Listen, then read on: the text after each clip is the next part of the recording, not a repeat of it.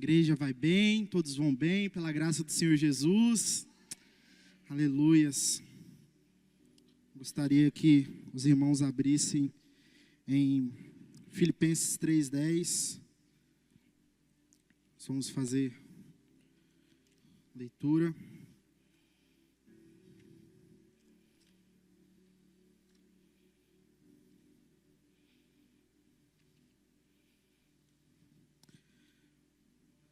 Quantos acharam, dê glória a Deus.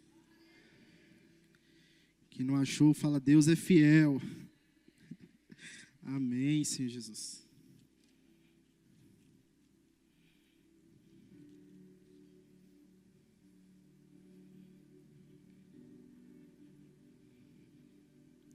O tema da nossa palavra hoje é como manter uma vida focada em Cristo.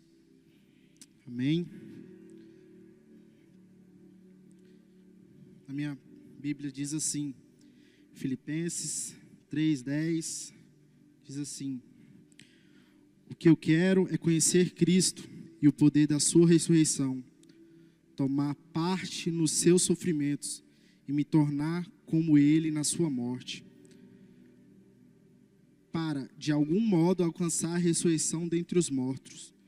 Não que eu já tenha recebido isso, ou já tenha obtido a perfeição, mas prossigo para conquistar aquilo, o que eu também fui conquistado por Cristo Jesus.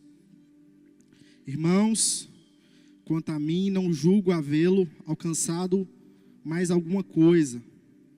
Eu faço, esquecendo-me das coisas que ficam para trás e alcançando para as que estão diante de mim.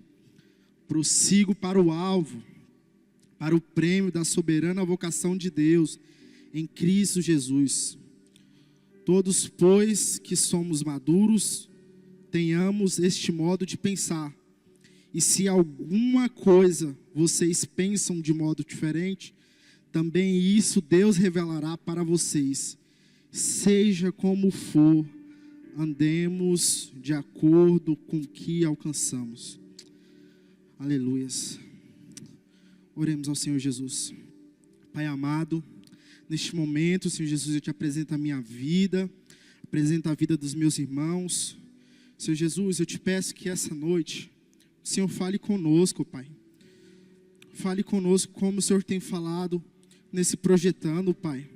A gente passou pelo tema dependentes do Espírito Santo. A gente passou pelo tema Jesus é minha prioridade. Nós passamos Jesus é minha esperança, dando a minha primeira porção. E agora, mantendo o foco em Ti, Senhor Jesus. Fala conosco essa noite, ó Pai. Usa, Senhor Jesus, a minha vida como boca de Deus neste momento, Pai, para trazer a Tua sacra palavra, a Tua sagrada palavra, Senhor Jesus. Amém, amém, aleluias. Como manter uma vida focada em Cristo. Hoje, meus irmãos, o tema da nossa palavra é como manter uma vida focada em Cristo. Mas antes da gente entrar no detalhe da palavra de hoje, eu quero te convidar a fazer uma análise. Nós estamos aqui nessa campanha, projetando 2025, apresentando o nosso ano de 2025 para o Senhor. Eu tenho certeza que você já fez a sua lista de desejos, seus projetos, seus planos, seja bens materiais, conquista profissional, nos estudos. De repente você quer trocar de carro, você quer adquirir sua casa própria, você quer ajudar algum familiar, algum amigo, e assim vai. Mas antes, eu quero lembrar da passagem lá em Mateus 6:33. Porém, a palavra de Deus diz: buscai primeiro o reino dos céus e as demais coisas serão acrescentadas. Então, antes da gente seguir com o sermão dessa noite, eu quero que você curve a sua cabeça agora, feche seus olhos, faça uma autoanálise. Me responda essa pergunta, mas é uma pergunta retórica. Eu não quero ouvir a sua resposta. Eu quero que você responda para você mesmo, dentro de você. Aonde está o meu foco para 2025?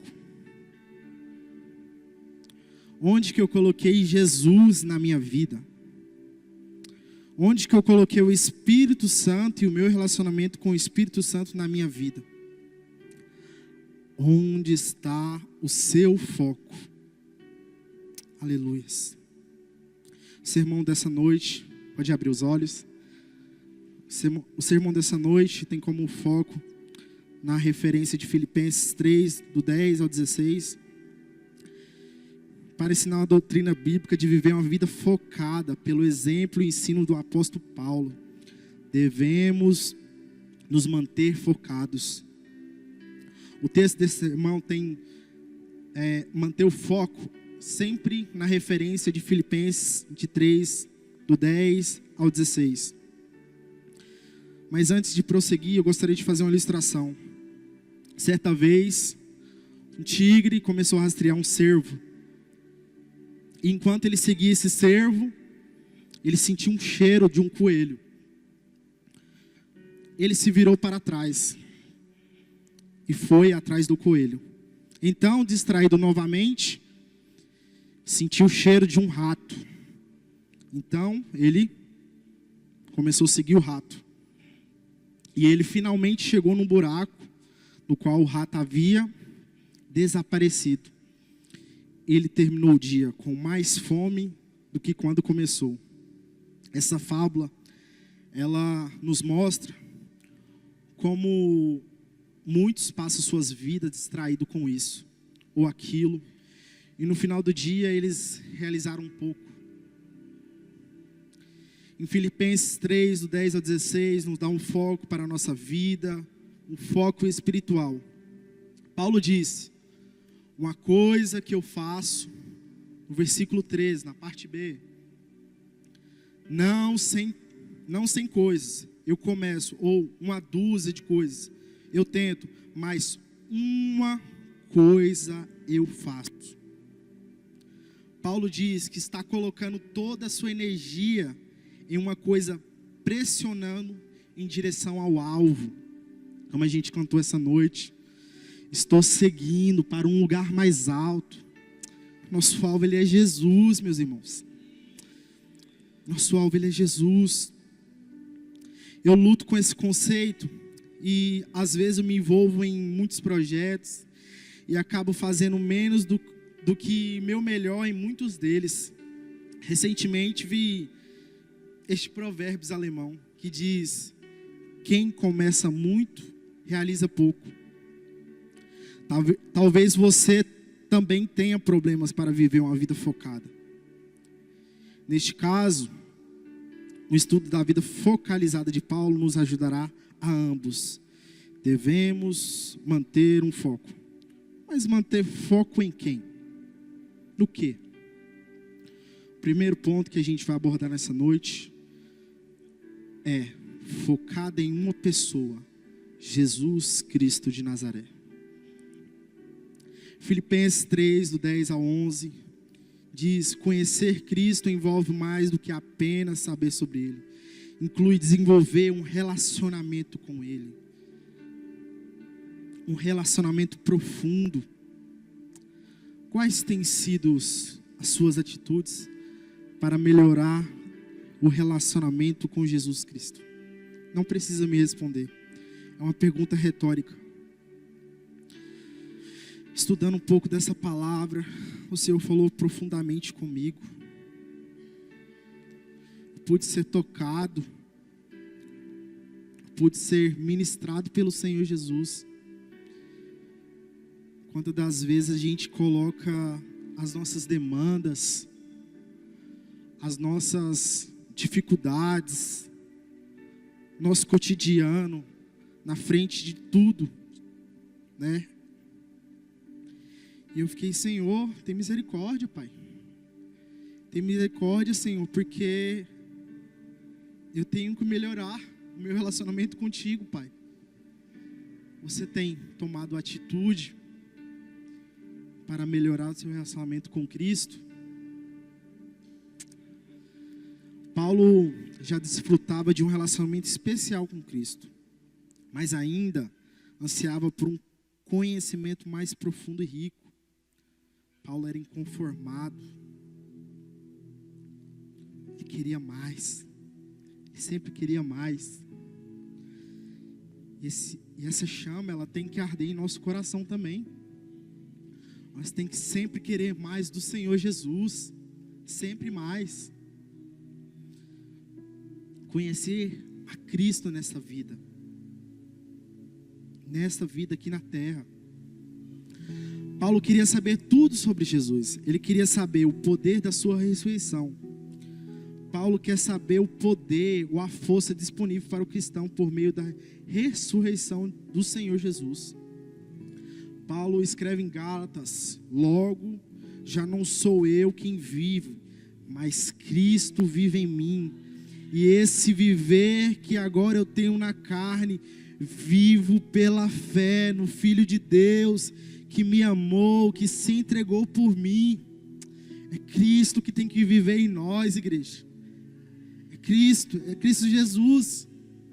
Em Filipenses, mais à frente, ele diz, 4:13, ele diz: tudo posso naquele que me fortalece. Mas mesmo tendo tempo, ele sentia a necessidade de uma renovação constante, dessa força e poder. Além disso, Paulo queria saber a comunhão do seu sofrimento. Paulo sentiu que ninguém poderia conhecer a Cristo completamente, a menos que compartilhasse do teu sofrimento. Veja comigo em Gálatas 6:17, que diz: desde agora ninguém me inquiete, porque trago no meu corpo as marcas do Senhor Jesus. Eu fiquei pensando: Senhor Jesus, o que Paulo está querendo dizer aqui? E aí eu fui estudar, e as marcas que Paulo tem no seu corpo são provavelmente as consequências do sofrimento que ele padeceu no seu trabalho apostólico. Alguns consideram que essas marcas se comparam aqui às marcas que eram colocadas em escravos. Através do sofrimento pela vida, pela causa de Cristo, Paulo veio a entender mais claramente o que o Senhor havia sofrido por ele. Paulo concluiu seu pensamento com as palavras: conforme até a sua morte. Com a ajuda do Senhor, Paulo estava morrendo para si mesmo. Assim como em Gálatas 2:20, ele diz: já estou crucificado com Cristo. Já estou crucificado com Cristo. O desejo de Paulo de conhecer a Cristo mais plenamente tinha pelo menos 4 facetas. E são importantes, que nós precisamos ter em nossas vidas. Uma experiência pessoal, para que eu possa conhecê-lo. 2, uma experiência poderosa, e o poder da sua ressurreição. 3, uma experiência dolorosa, e a comunhão do seu sofrimento. 4, uma experiência prática, sendo conforme até a sua morte. No início de nossa busca para conhecer Cristo, é visto em Romanos 6, do versículo 1 até o 14, diz assim: que diremos então? Continuaremos no pecado para que a graça aumente ainda mais? De modo nenhum. Como viveremos ainda no pecado, nós que já morremos para ele? Ou será que vocês ignoram que todos nós fomos batizados em Cristo Jesus, fomos batizados na sua morte? Fomos sepultados com ele na morte pelo batismo, para que, como Cristo foi ressuscitado dentre os mortos pela glória do Pai, assim também andemos em novidade de vida. Porque se nós fomos unidos com Ele na semelhança da sua morte, certamente seremos também na semelhança da sua ressurreição. Sabendo isto, que a nossa velha natureza foi crucificada com Ele, para que o corpo do pecado seja destruído e não sejamos mais escravos do pecado, pois quem morreu está justificado do pecado. Ora, se já morremos com Cristo, cremos também que viveremos com Ele, sabendo que, havendo Cristo ressuscitado dentre os mortos, já não morre, a morte não tem domínio sobre ele, pois quanto a ter morrido desta vez para sempre, morreu para o pecado, mas quanto a viver, vive para Deus. Assim também vocês considerem-se mortos para o pecado, mas vivos para Deus em Cristo Jesus. Portanto, não permitam que o pecado reine em corpo mortal, fazendo com que vocês obedeçam às suas paixões. Também não ofereçam os membros do corpo ao pecado com instrumentos de injustiça, mas como pessoas que passaram da morte para a vida. Ofereçam a si mesmo a Deus e ofereçam os seus membros a Deus como instrumentos de justiça, porque o pecado não terá domínio sobre vocês, pois vocês não estão debaixo da lei, e sim da graça do Senhor Jesus. Aleluias, glória a Deus.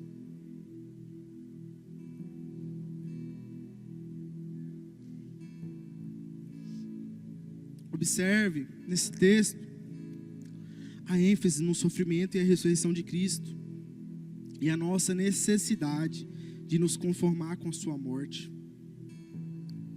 Paulo, ele ansiava por conhecer Cristo na próxima vida. Isso é evidentemente o que Paulo tinha em mente, assim como escreve em Filipenses 3:11. Paulo, portanto, pelo tempo em que pudesse conhecer a Cristo plenamente, ele ansiava. Oh, Senhor Jesus, aleluias. Segundo ponto dessa palavra de hoje é focado em um prêmio. Está lá em Filipenses 1:21.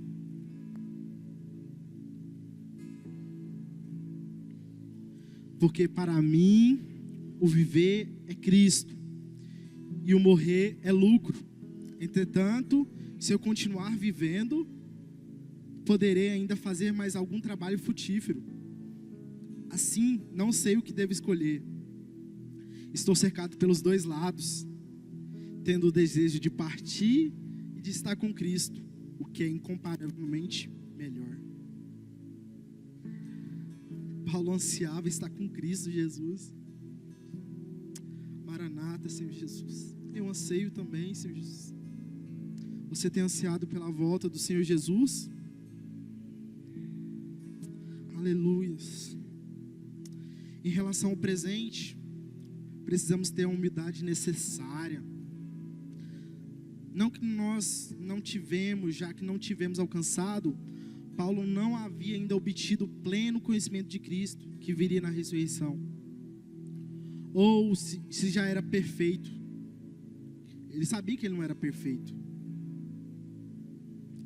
Paulo, ele sabia que ele não era perfeito. Ele sabia que ele não tinha alcançado tudo que queria ter. Se Paulo, que era Paulo, alegou que tinha muito espaço ainda para crescer, para desenvolver, o que dizer de nós? O que dizer de nós? Paulo, o desafio da Bíblia é crescermos assim como diz em Efésios 4:15. Mas seguindo a verdade em amor, cresçamos em tudo naquele que é a cabeça, Cristo. Em relação ao passado, precisamos do perdão necessário. Como Paulo lidou com o fato de não ser tudo que queria ser? Ele traz para a gente no versículo 13. Ele diz: esquecendo-se das coisas que ficaram para trás. O que Paulo esqueceu? Ele se esqueceu dos seus sucessos anteriores, assim como foi visto no início desse capítulo.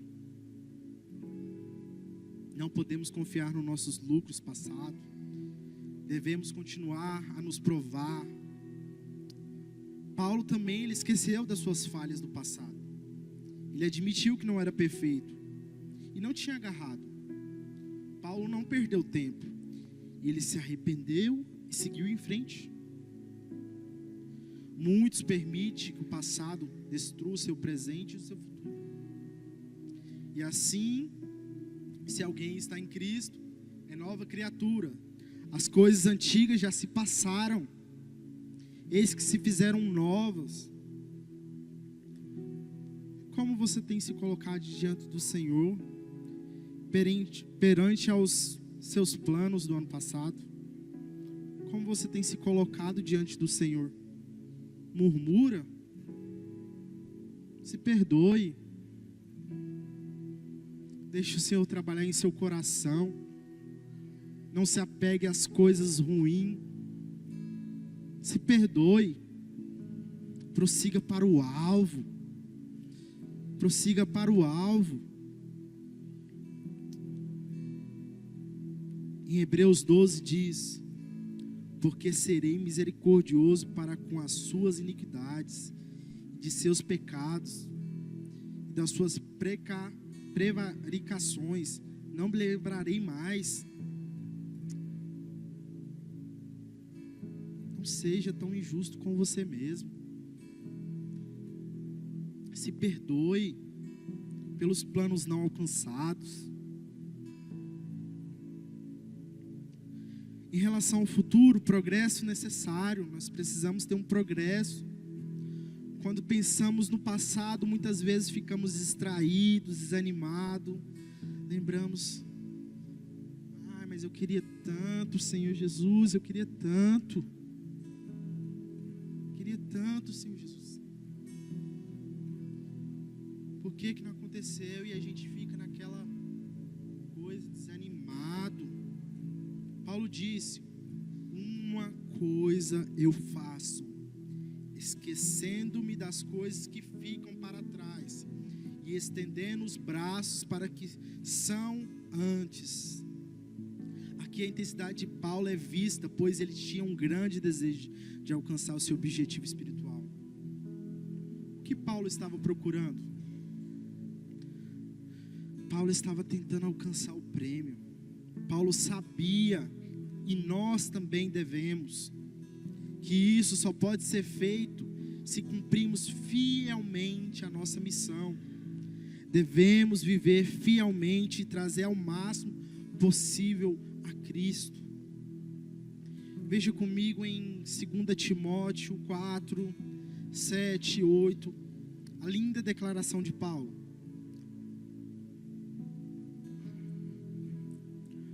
Combati o bom combate, acabei a carreira, guardei a fé. Desde agora a coroa da justiça me está guardada, a qual o Senhor, justo juiz, me dará naquele dia, e não somente a mim, mas também a todos que amarem a sua vinda. Aleluias. Você tem ansiado pela vinda do Senhor Jesus? Você tem clamado: Maranata, Maranata, Senhor Jesus. Finalmente, nesse sermão sobre manter o foco, devemos então ser focado nas pessoas. Em Filipenses 3, 15, 16, vai nos relatar muito bem a respeito disso. Paulo, ele saiu evangelizando o mundo inteiro. Ele era uma pessoa focada em pessoas. Paulo, de Jerusalém, foi pregar para os coríntios. O povo de Corinto era um povo idólatra, um povo perdido, era um povo que estava caminhando para o inferno. Paulo foi lá e evangelizou para esse povo, edificou igreja lá por cerca de 1 ano e meio.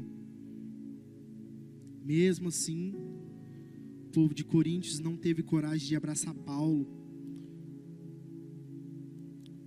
Ou seja, Paulo teve que fazer o trabalho braçal para sustentar, porque os irmãos de Coríntios não o sustentavam.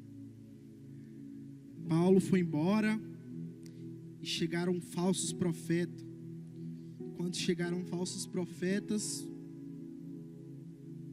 o povo de Coríntios abraçou, alimentou, sustentou esses falsos profetas.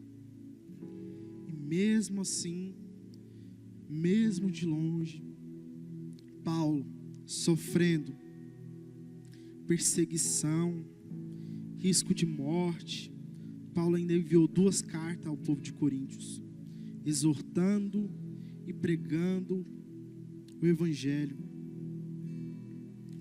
Paulo é o maior exemplo de quem era focado em pessoas.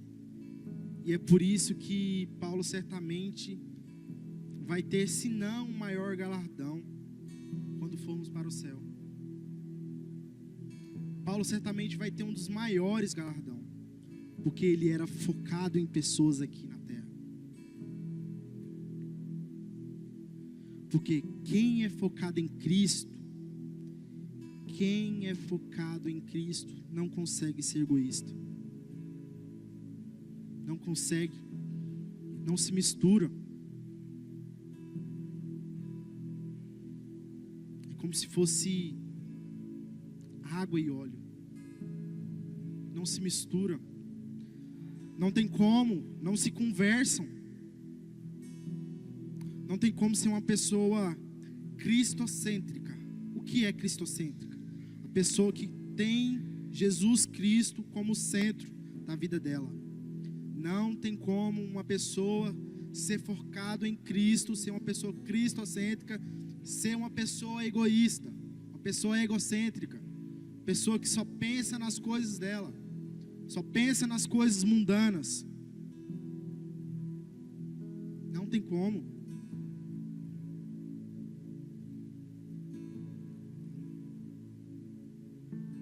Se você acredita que está fazendo as coisas certas, mas não está focado nas pessoas,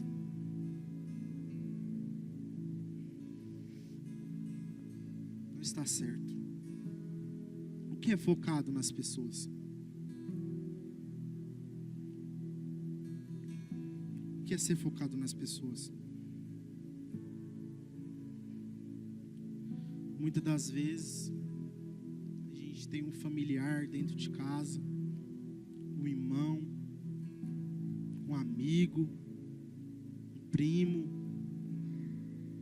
esposa, marido. Essa pessoa está caminhando para o caminho da perdição. Essa pessoa está indo para o inferno. Essa pessoa está caindo para um caminho de destruição. Mas a gente não tem coragem de pregar a palavra. A gente se esquiva. Por quê? O Senhor falou no meu coração muito forte. Nós devemos ser focados em pessoas, meus irmãos. Nós precisamos ter o foco em as pessoas. Com tudo que a gente tem hoje, tecnologia, WhatsApp, você manda uma mensagem para a pessoa. Questão de segundos, você liga para a pessoa que está do outro lado do mundo, do outro lado da cidade. Paulo, ele atravessou o mundo há 2000 anos atrás, Imagina uma pessoa, gente, de Jerusalém, indo lá para a Espanha, de a pé. Não tinha avião, não tinha carro. 2000 anos atrás. E hoje a gente tem um monte de recursos.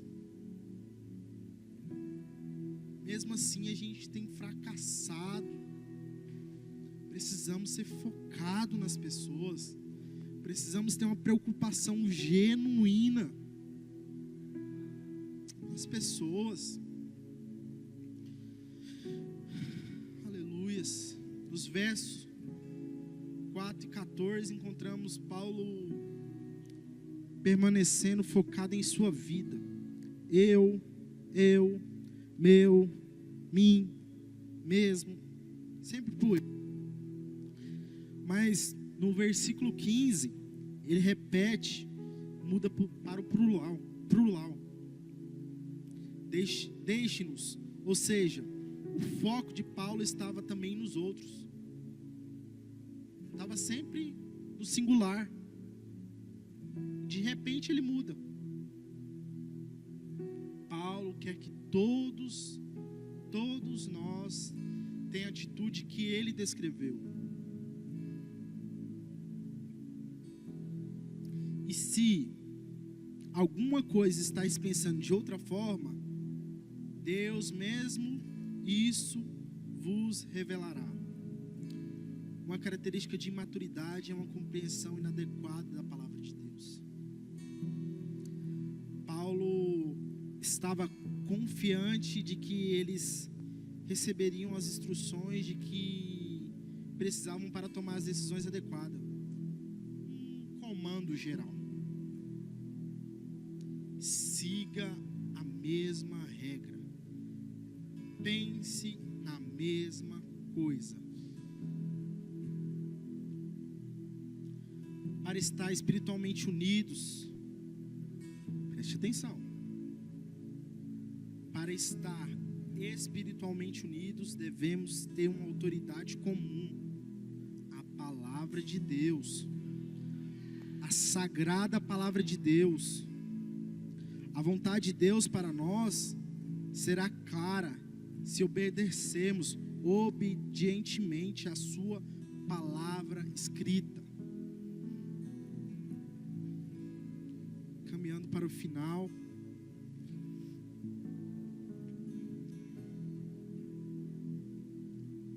eu trago a lembrança dos tópicos focada em uma pessoa, Jesus, focado no prêmio, que é o reino dos céus, focado nas pessoas. Para concluir,